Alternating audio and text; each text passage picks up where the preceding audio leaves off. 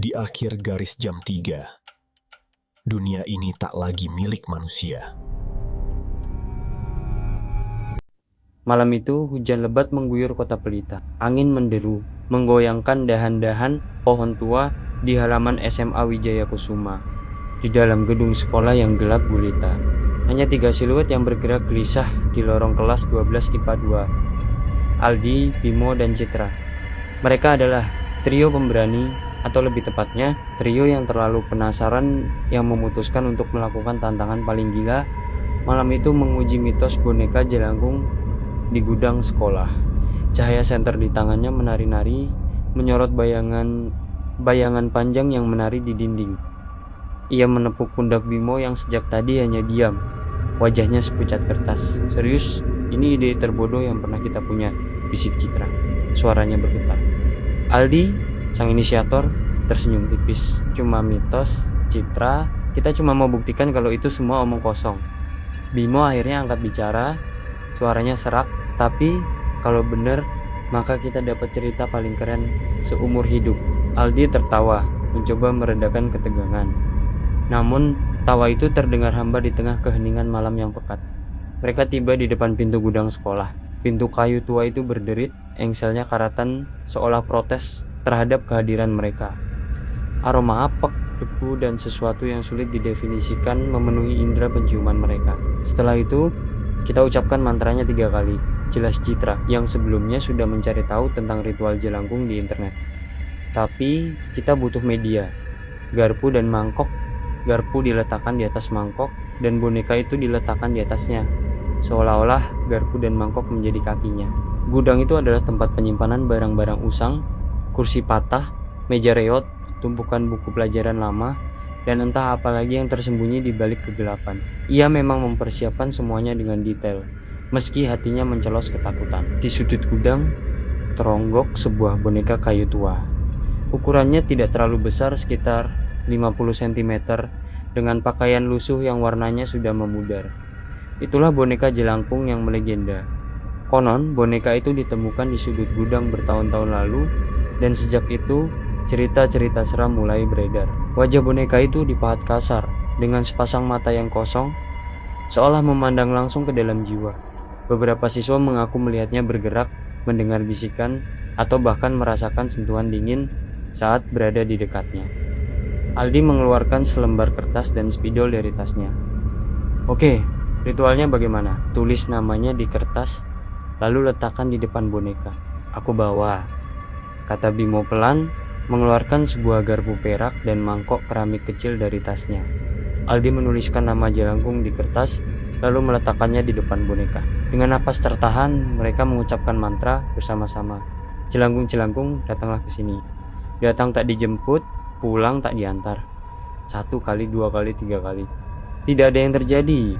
Keheningan kembali merayap, hanya dipecahkan oleh suara detak jantung mereka yang berpacu. Aldi tertawa masam. "Tuh, kan cuma omong kosong." Tiba-tiba, pintu gudang tertutup dengan keras, seolah didorong oleh tangan tak terlihat. Mereka tersentak, senter di tangan Citra jatuh, dan ruangan menjadi gelap total. Teriakan tertahan keluar dari mulut Citra. "Astaga!" seru Aldi, meraba-raba mencari senter. "Senterku!" Citra histeris. Dalam kegelapan yang pekat, sebuah suara menyerupai bisikan angin, namun lebih jelas terdengar di telinga mereka. Suara itu berasal dari arah boneka. "Ada yang datang," bisik suara itu, pelan dan menyeramkan. Rambut di tengkuk mereka berdiri. Bimo merasakan sesuatu menyentuh kakinya, dingin dan terasa seperti tangan kurus. Ia menjerit, "Ada yang pegang aku." Aldi akhirnya menemukan senter Citra dan menyalakannya. Cahaya itu menyapu ruangan, dan mereka melihat boneka jelangkung itu. Boneka itu tidak lagi diam. Kepala boneka itu sedikit miring ke samping, dan garpu yang menjadi kakinya bergerak perlahan, menggeser mangkok di bawahnya, seolah-olah boneka itu sedang mengangguk. Kertas dengan tulisan jelangkung di depannya kini telah terbalik, dan di bagian belakang kertas tertulis sebuah kata dengan tulisan tangan yang kasar, seolah ditulis oleh jari-jari kaku. "Keluar!" Panik melanda mereka. Ini bukan lagi lelucon, ini nyata. "Kita harus pergi!" teriak Bimo, berusaha membuka pintu yang kini terasa terkunci. Ia mendorong, menarik, bahkan menendangnya, tapi pintu itu tidak bergeming. Aldi mendekati boneka itu, wajahnya pucat. "Apa-apa yang kau mau?" tanyanya. Suaranya bergetar.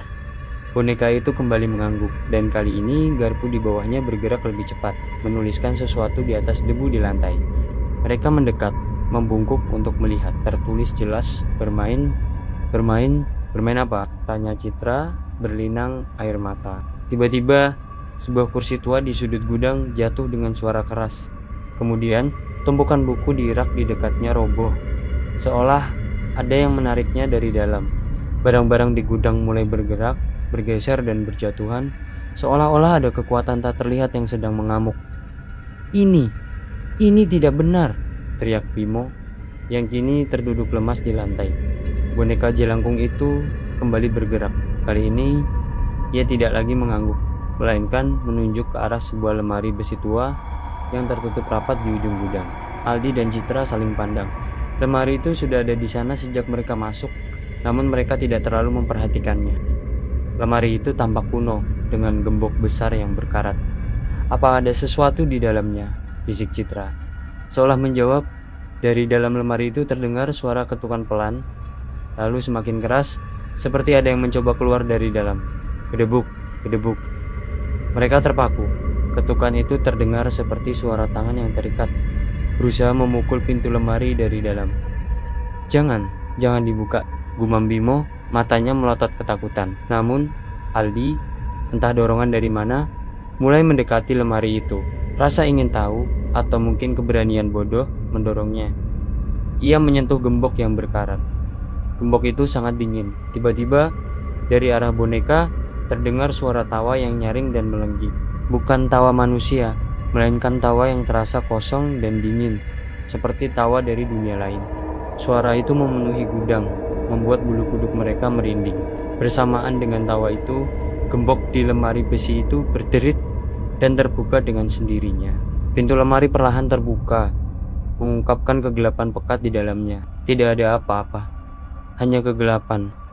Aldi mengarahkan senternya ke dalam lemari. Namun, senter itu tiba-tiba berkedip-kedip, lalu mati total. Kegelapan kembali menyelimuti mereka.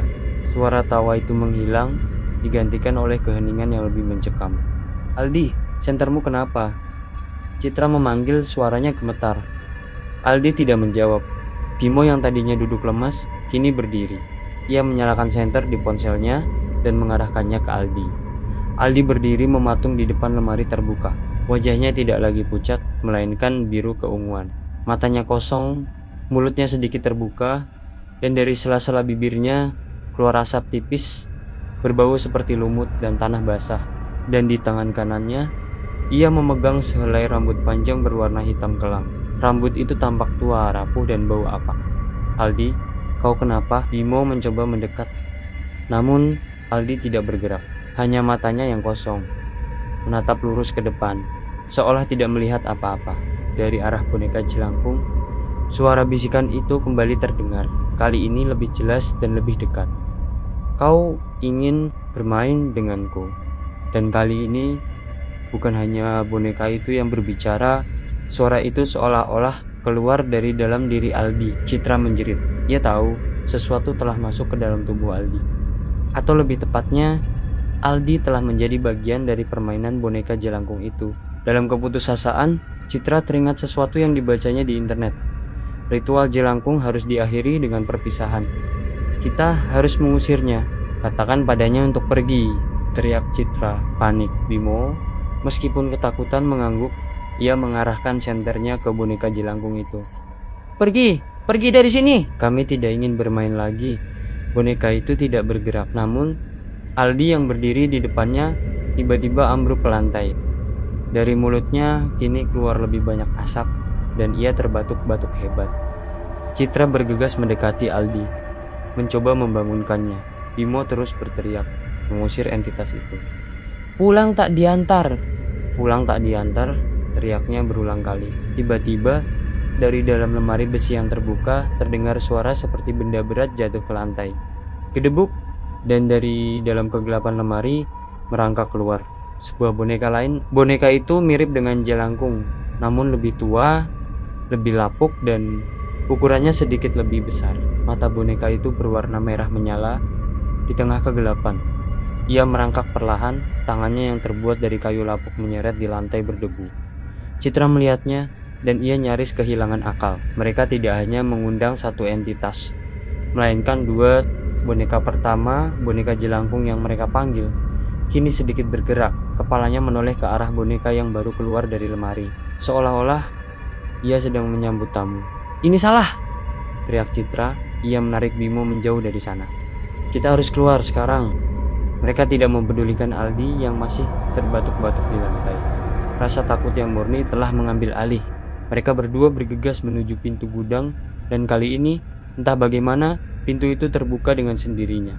Mereka berlari sekuat tenaga menuruni lorong gelap, tanpa menoleh ke belakang. Suara tawa melengking dari dalam gudang masih terngiang di telinga mereka. Saat mereka keluar dari gedung sekolah, hujan sudah sedikit reda. Mereka terus berlari hingga tiba di gerbang utama, lalu melompat ke atas motor Bimo. "Aldi!" "Kita meninggalkan Aldi?" Citra berteriak. Napasnya tersengal. Aku tidak bisa kembali," jawab Bimo. Wajahnya basah oleh air mata dan keringat. Aku tidak bisa." Mereka meninggalkan sekolah, meninggalkan Aldi, dan meninggalkan misteri di dalam gudang. Pagi harinya, saat guru dan penjaga sekolah membuka gudang, mereka menemukan Aldi tergeletak di lantai, pingsan. Tidak ada luka fisik, namun ia demam tinggi dan terus mengigaukan kata-kata aneh tentang permainan dan boneka. Di sudut gudang, boneka jelangkung itu masih ada, namun posisinya sedikit berubah, seolah-olah ia baru saja digerakkan. Dan di samping boneka itu, di atas debu, terlihat jejak garpu yang membentuk sebuah tulisan. Tertulis jelas dengan goresan kasar, "Permainan baru saja dimulai." Dan di dalam lemari besi yang kini kembali tertutup rapat, hanya penjaga sekolah yang tahu bahwa ada sesuatu yang hilang. Sebuah boneka kayu tua yang sudah lama terkunci di sana, kini tidak lagi ditemukan. Jika kalian suka dengan cerita horor, jangan lupa subscribe, like, dan komen ya. Dadah.